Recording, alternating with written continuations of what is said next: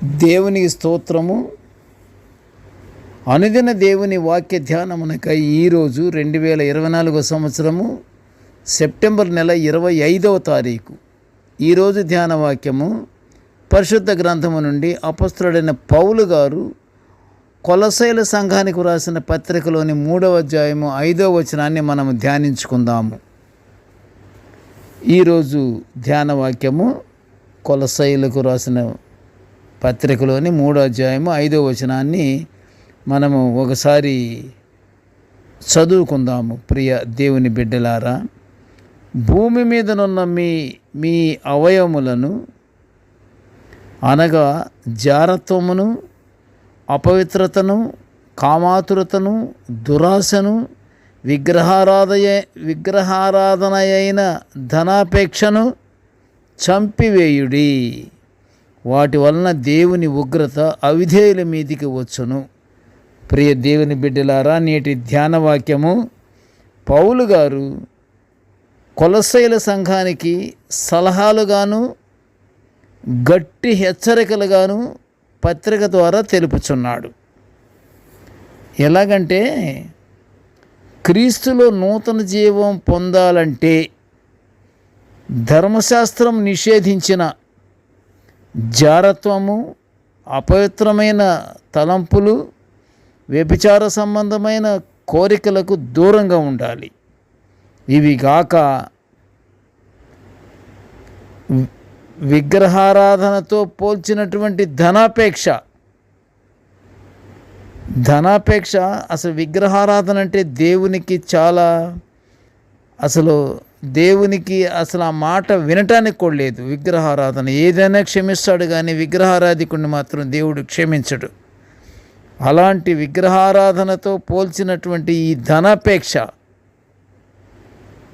మరియు విగ్రహములను పూజించడం అంత భయంకరమైనది ఈ ధనాపేక్ష కూడా ధర్మశాస్త్రానికి విరుద్ధమని పరిశుద్ధ గ్రంథము సెలవిస్తుంది. కావున ఇట్టి వాటి వలన అవిధేయులపై దేవుని ఉగ్రత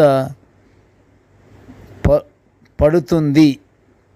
ఒకానొక దైవ సేవకునికి ప్రశస్తమైన అందముగా ఒక సిలువ కనబడితే దానికి విలువ కట్టించి వెంటనే చెల్లించి ఆ సిలువను తన ఇంటికి తీసుకొచ్చి లోనకు పెట్టాలన్నటువంటి ఆశ కలిగింది ఆయనకి. ఆ ఆశను తీర్చుకున్నాడు. ఆ అందమైనటువంటి సిలువను దాని ధర ఎంతో చెల్లించి సిలువను తెచ్చుకున్నాడు. తన ఇంటి గోడలు, తలుపులన్నీ ఆ సిలువ లోనకు రావటానికి ఆటంకములుగా ఉన్నాయట. అంటే అది అంత పెద్ద సిలువ అన్నమాట. ఇతని యొక్క ఇంటి గుమ్మములు అవి ఏమీ సరిపోలేదు, చిన్నగా ఉన్నాయి ఆ గుమ్మములు. అయినను ఆ వ్యక్తి అధైర్యపడలేదు. ఏ విధంగా సరే ఆ వ్యక్తి యొక్క ఉద్దేశం ఏమిటి? సిలువను తన ఇంటిలో పెట్టుకోవాలి.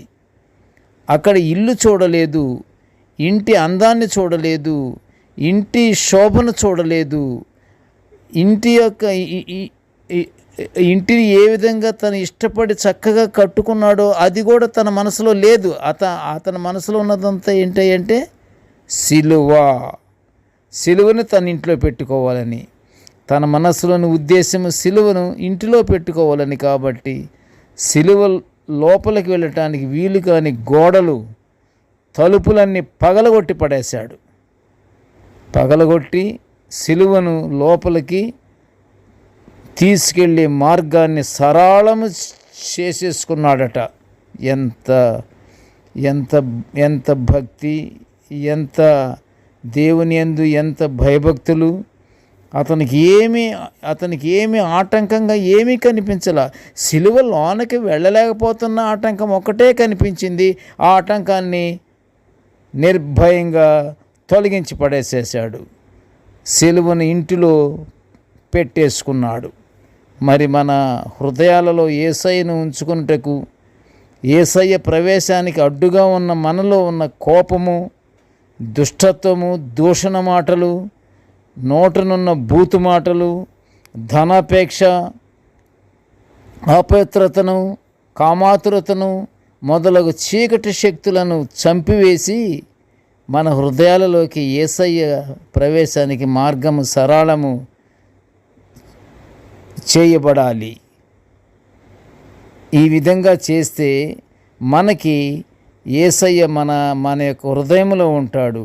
అతను చూడండి, ఆ సిలువను లోనకి వెళ్ళటానికి ఆ గుమ్మాలన్నీ అడ్డం వస్తే మొత్తాన్ని బద్దలు కొట్టి పడేసేసేసాడు. ఆయనకు కావాల్సింది ఏమిటంటే సిలువను లోనకి రావటమే. అలాగే మనం కూడా మనకు ఉన్నటువంటి ఈ దుర్మార్గపు ఆలోచనలు, దుష్ట ఆలోచనలు, పాపపు ఆలోచనలు ఇవన్నీ తీసివేస్తే మనకి ప్రభువారు వస్తారని మనకి తెలుసు. కాబట్టి తెలిసిన విషయాన్ని మనము యేసయ్యను మనము లోనకి రప్పించుకోవాలంటే ఇవన్నీ అడ్డుగోడలు ఏమి ఉంచకూడదు. ఇవన్నీ తీసేస్తే మన హృదయాన్ని సరళంగానే మనము చేయగలిగితే తప్పకుండా యేసయ్యకి సరళమైన మార్గంలో ధీటుగా నీటుగా మన హృదయంలోకి ప్రవేశిస్తాడు.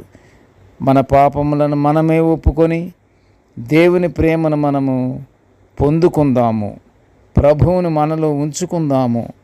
మనలో శిలువ త్యాగము ఒక్కసారి మనము గుర్తు తెచ్చుకోవాలి.